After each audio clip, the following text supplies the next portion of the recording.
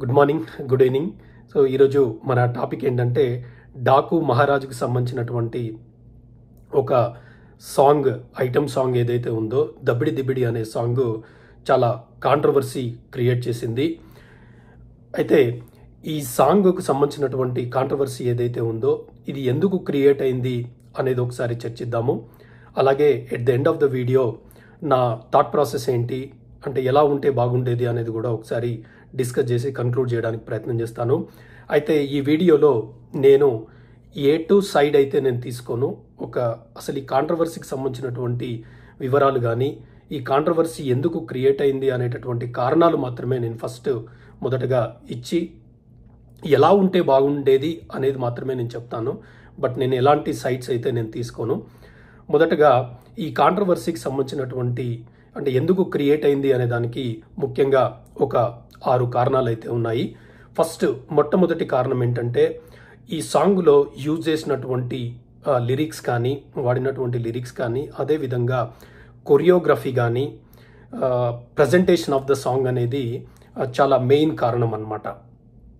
అది దానితో పాటు ఏంటంటే ఈ కాంట్రవర్సీలో బాలకృష్ణకును ఊర్వశి రౌతాల ఎవరైతే యాక్ట్ చేసిందో ఆమె, సో దాదాపు వాళ్ళిద్దరి మధ్యన ఉన్నటువంటి ఏజ్ గ్యాప్ కానీ, సో ఆ కొరియోగ్రఫీ కానీ ఎక్కడా సింక్ లేదని చెప్పేసి ఒక పెద్ద ఎత్తున ఒక చర్చకైతే సోషల్ మీడియాలో దారితీసింది.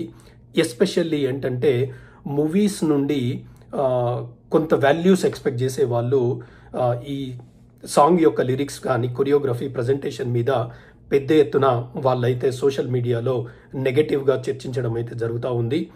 సో సెకండ్ కారణం వచ్చేసి శేఖర్ మాస్టర్ అన్నమాట. ఈ సినిమాకు సంబంధించినటువంటి కొరియోగ్రాఫర్ వచ్చేసి శేఖర్ మాస్టర్.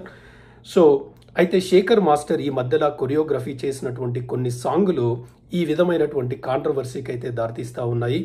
అందులో మనం మొట్టమొదటిగా చెప్పుకోవాల్సింది ఏంటంటే రవితేజ హీరోగా యాక్ట్ చేసినటువంటి మిస్టర్ బచ్చన్ ఏదైతే ఉందో, ఈ మిస్టర్ బచ్చన్లో సితారా అనే ఒక సాంగ్ ఉందన్నమాట. అదొక పూర్తి స్థాయిలో ఒక kind of melody song. So ఆ మెలోడీ సాంగ్లో ఆయన ఇచ్చినటువంటి ప్రజెంటేషన్ కానీ, ఆ కొరియోగ్రఫీ అనేది అప్పట్లో పెద్ద ఎత్తున చర్చకైతే దారితీసింది. కాకపోతే ఏంటంటే రవితేజకి ఒక పొలిటికల్ బ్యాక్గ్రౌండ్ అనేది లేకపోవడం వల్ల ఇంత ఎత్తున, అంటే ఇప్పుడు డాకు మహారాజ్ ఏదైతే కాంట్రవర్సీకి వచ్చిందో అంత పెద్ద ఎత్తున దానికైతే ప్రయారిటీ కానీ, ప్రామినెన్స్ కానీ సోషల్ మీడియాలో జరగలేదన్నమాట. అయితే దానితో పాటు శేఖర్ మాస్టర్ కొరియోగ్రఫీ చేసినటువంటి ఇంకొక సాంగ్ ఏంటంటే పీలింగ్ సాంగ్. ఈ పీలింగ్ సాంగ్ పుష్ప 2లో ఉంది, మనందరికి తెలిసిందే. అయితే దాంట్లో చేసినటువంటి కొరియోగ్రఫీ కూడా పెద్ద ఎత్తున దాని మీద కూడా చర్చకు దారితీశాయి. అయితే దాంట్లో అల్లు అర్జున్ హీరోయిన్ వాళ్ళిద్దరూ వైఫ్ అండ్ హస్బెండ్స్ కాబట్టి to some extent people accepted it అనమాట. So at the end of the day Allu Arjun కూడా పొలిటికల్ బ్యాక్గ్రౌండ్ ఏమీ లేదు కాబట్టి అది కూడా ఇంత స్థాయిలో వివాదానికి అయితే దారి తీయలేదన్నమాట. సో దానితో పాటు ఇప్పుడు మూడో సాంగ్ వచ్చేసి డాకు మహారాజ్లో ఉన్నటువంటి సాంగ్, ఇప్పుడు ఈ దబిడి దిబిడి సాంగ్ అనేది అయితే ఉందో అది మాత్రము ఒక నెక్స్ట్ లెవెల్ ఆఫ్ కాంట్రవర్సీ అయితే క్రియేట్ చేసిందనమాట. సో మనము మూడో కారణం వచ్చేసి ఈ ఐటమ్ సాంగ్లో నటించినటువంటి ఊర్వశి రౌతాల, తను ఈ చర్చ అంతా జరుగుతూ ఉంటే పాపం తనకి మరి ఈ బ్యాక్గ్రౌండ్ అంతా తెలియదు కాబట్టి కావచ్చేమో, సో తను ట్విట్టర్లో ఈ సాంగ్ యొక్క మీమ్స్ ఆమె షేర్ చేయడం జరిగిందనమాట. సో అది ఇంకా పెద్ద ఎత్తున చర్చకైతే దారితీసింది. ఒక సైడ్ ఇంత నెగిటివిటీ జనరేట్ అవుతూ ఉంటే ఈ సాంగ్ పాపులర్ అయినందుకు ఆమె హ్యాపీ అన్నట్టుగా సోషల్ మీడియాలో తన యొక్క ఒపీనియన్ని పంచుకున్నప్పుడు అది ఇంకా పెద్ద ఎత్తున వివాదాలకైతే దారితీసిందనమాట. తర్వాత ఫోర్త్ రీజన్ ఏంటంటే ఈ సాంగ్ మేకింగ్ వీడియోను వాళ్ళు రిలీజ్ చేశారు. సినిమా యూనిట్ ఏది దబిడి దిబిడి సాంగ్ రిలీజ్ చేసినప్పుడు ఏంటంటే అందులో ఈ స్టెప్స్ ఏదైతే ఉన్నాయో, అంటే కాంట్రవర్సీకి దారితీసినటువంటి స్టెప్స్ ఏదైతే ఉన్నాయో ఆ స్టెప్స్ని కెమెరాలో చూస్తూ ఆ సినిమా డైరెక్టర్ బాబీ కానీ, తర్వాత కొరియోగ్రాఫర్ శేఖర్ మాస్టర్ గారు కానీ, తర్వాత నాకు తెలిసి కెమెరామెన్ అనుకుంటా. సో వాళ్ళందరూ కూడా ఒక ఆహా ఇది ఒక అద్భుతంగా వచ్చింది అనేటటువంటి వాళ్ళు ఎక్స్ప్రెషన్, వాళ్ళ యొక్క హ్యాపీనెస్ని షేర్ చేయడం కూడా ఇది నెక్స్ట్ లెవెల్ ఆఫ్ కాంట్రవర్సీకి దారితీసింది అనమాట. అంటే ఏంటి, మీరు ఏదైనా అద్భుతం తీశారా? సో ఇలాంటి ఒక వల్గారిటీ ఉన్నటువంటి కొరియోగ్రఫీని మీరు ప్రజెంట్ చేస్తూ మీరు అలా ఫీల్ అవ్వడం ఏంటి అనేది ఇంకా నెక్స్ట్ లెవెల్ ఆఫ్ కాన్ఫ్లిక్ట్కి కానీ ఒక కాంట్రవర్సీకి కానీ దారితీసింది అనమాట.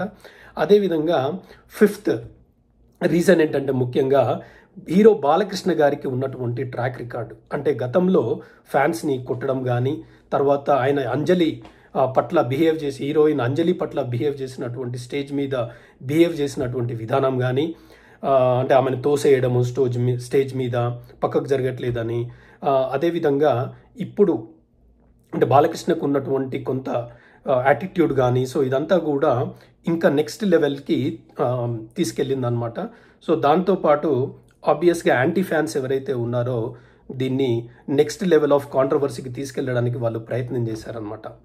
సో తర్వాత ఈ సిక్స్త్ రీజన్ ఏంటంటే పాలిటిక్స్ అనమాట. మనందరికీ తెలిసింది ఏంటంటే ఈ పాలిటిక్స్ను సినిమా అనేది ఈ మధ్య కాలంలో చాలా బ్లెండ్ అయితే కనిపిస్తూ ఉందన్నమాట. అంటే పాలిటిక్స్లో ఉండే వాళ్ళు సినిమాకి వచ్చినా, సినిమా వాళ్ళు పాలిటిక్స్కి వచ్చినా కూడా ఈ రెండు కూడా కిచిడి అయినటువంటి పరిస్థితులు అయితే మనం అందరం చూస్తూ ఉన్నాము. అయితే ఇప్పుడు ఈ పాలిటిక్స్ గురించి మనం డిస్కస్ చేయడానికంటే ముందు కూడా కొంత ప్రీ ఎలక్షన్స్ టైంకి ముందుకెళ్దాము. సో ఈ కూటమి ప్రభుత్వంలో ప్రముఖ పాత్ర పోషించినటువంటి పవన్ కళ్యాణ్ గారు వారాహి యాత్రలో అనేక సార్లు కూడా అమ్మాయిల మీద జరుగుతున్నటువంటి అత్యాచారాలు కానీ, అమ్మాయిల మిస్సింగ్ కేసుల గురించి కానీ ఆయన పెద్ద ఎత్తున క్యాంపెయినింగ్లో ఆయన ప్రస్తావించి మేము వచ్చినప్పుడు మేము ఇలాంటి అన్నీ కూడా జరగకుండా చేస్తాము అనేటటువంటిది కూడా వాళ్ళు పవన్ కళ్యాణ్ గారు ప్రముఖంగా చెప్పడం జరిగిందనమాట. సో దాంతోపాటు వైసీపీ వాళ్ళు చేసినటువంటి కొన్ని చేష్టలు ఏదైతే ఉన్నాయో, ఈ అడల్టరీకి సంబంధించినటువంటి ఈ విషయాలు ఏదైతే ఉన్నాయో అవి కూడా అప్పుడు పెద్ద ఎత్తున వైరల్ అయ్యి, సో ఈ కూటమి ప్రభుత్వంలో ఉన్నటువంటి పార్టీలన్నీ కూడా దాన్ని పెద్ద ఎత్తున ప్రజల్లోకి తీసుకెళ్లడానికి ప్రయత్నించింది. సో ఇప్పుడు ఏంటంటే ఈ కూటమి ప్రభుత్వానికి, ఎందుకంటే బాలకృష్ణ అనేటటువంటి వ్యక్తి కూటమిలో ఆయన ఒక ప్రముఖ నాయకుడు, అదేవిధంగా నారా చంద్రబాబు నాయుడు గారికి స్వయాన వియ్యంకుడు, బావమర్ది, అలాగే నారా లోకేషన్ ఆయన పార్టీలో ఒక ప్రామినెంట్ లీడరు, ఆయన ఒక ప్రధాన కార్యదర్శి, సో జాతీయ ప్రధాన కార్యదర్శిగా చెప్పుకునేటటువంటి వ్యక్తి యొక్క మామ. సో కాబట్టి ఇలాంటి వ్యక్తులు మీరు ఎలా మీరు ఇవన్నీ చెప్పి, అంటే ఇంతకుముందు ఇవన్నీ జరుగుతూ ఉన్నాయని చెప్పి మీరు అధికారంలోకి వచ్చారు కదా, మరి మీరే ఒక వల్గారిటీని, ఒక అశ్లీలమైనటువంటి ఒక సాంగ్ని మీరు ప్రజెంట్ చేస్తే ఎలా ఉంటుంది అని చెప్పేసి వీళ్ళకు ఆపోజిట్ అయినటువంటి అంటే ప్రతిపక్షం ఏదైతే ఉందో ఇప్పుడు వైఎస్ఆర్సీపీ పార్టీ వాళ్ళు కూడా సోషల్ మీడియా వేదికగా వాళ్ళకి సంబంధించినటువంటి ఛానల్లో దీన్ని పెద్ద ఎత్తున కూడా ఒక నెగటివ్ క్యాంపెయినింగ్గా చేస్తూ ఉన్నారనమాట.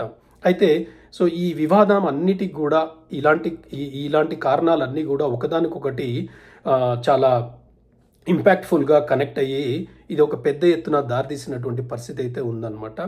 అయితే ఇప్పుడు నా సైడ్ నుంచి నేను కన్క్లూజన్ ఏం చేస్తున్నానంటే, ఫస్ట్ ఆఫ్ ఆల్ ఇలాంటి సాంగ్స్ ఎస్పెషల్లీ ఒక పొలిటికల్ లీడర్స్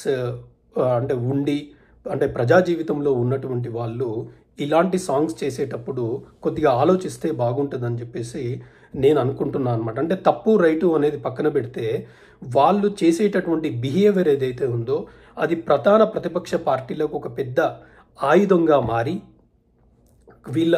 ఇది వాళ్ళకి హెల్ప్ అయిపోయి, సో అంటే కూటమిలో ఉన్నటువంటి ఈ పార్టీలు ఏదైతే ఉందో వాటన్నిటికీ కూడా నెగటివ్గా ఇంపాక్ట్ అయ్యేటటువంటి పరిస్థితి ఉంది. కాబట్టి సో రాజకీయ జీవితంలో ఉన్నవాళ్ళు, ప్రజల మధ్యలో ఉన్నవాళ్ళు, ప్రజాప్రతినిధులుగా ఎన్నికైన వాళ్ళు సినిమాల్లో నటించినప్పుడు కొద్దిగా జాగ్రత్త వహిస్తే బాగుంటుంది అని చెప్పేసి నేను అనుకుంటున్నాను. But at the same time ఏంటంటే సినిమా పరంగా చూడాలి ఎప్పుడైనా కూడా. అంటే మూవీని ఆఫ్లైన్లో కనెక్ట్ చేయడం అనేది కరెక్ట్ కాదు.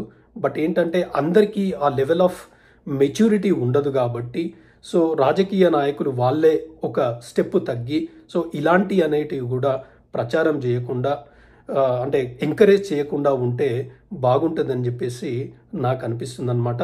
ఎందుకంటే ముఖ్యంగా ఇలాంటి పరిస్థితులలో కూటమి ప్రభుత్వాన్ని అధికారంలోకి తేవడానికి పవన్ కళ్యాణ్ గారు కానీ, నారా లోకేష్ గారు కానీ, చంద్రబాబు నాయుడు గారు కానీ చాలా పెద్ద ఎత్తున కష్టపడి క్యాడర్ కానీ, అన్ని పార్టీల కార్యకర్తలు కానీ, బీజేపీకి సంబంధించినటువంటి నరేంద్ర మోడీ యొక్క కరిష్మా కానీ ఇవన్నీ తోడైతే కానీ కూటమి ప్రభుత్వం అనేది అధికారంలోకి రాలేదు. కాబట్టి బాలకృష్ణ ఏంటంటే ఇలాంటి పనులు అనేది కొద్దిగా మానుకొని కంట్రోల్ చేసుకొని, అంటే తప్ప రైటా అనేది it's a another level of discussion అది. సో అది డిస్క్రిషన్ టు ది అంటే ఇండివిజువల్ థాట్ ప్రాసెస్. కాబట్టి అది తప్ప రైటా అనేది చర్చించడానికంటే ముందు ఇలాంటి వివాదాలు ఏది కూడా దారితీసినా వాటినన్నిటినీ కూడా ఆయన కంట్రోల్లో ఉంటే బాగుంటుందని చెప్పేసి నాకైతే అనిపిస్తూ ఉంది. సో మీరు ఈ వీడియో ఇక్కడి వరకు వస్తే మాత్రము ఖచ్చితంగా నా వీడియో ఎంతో కొంత మీకు నచ్చిందని అనుకుంటాను. సో మీరు కూడా నా థాట్ ప్రాసెస్ కనుక మీకు నచ్చినట్టయితే మీరు కూడా ఏకీభవిస్తే ఈ వీడియోను ఒక లైక్ చేయండి, కుదిరితే సబ్స్క్రైబ్ చేయండి. Thank you for watching, appreciate it.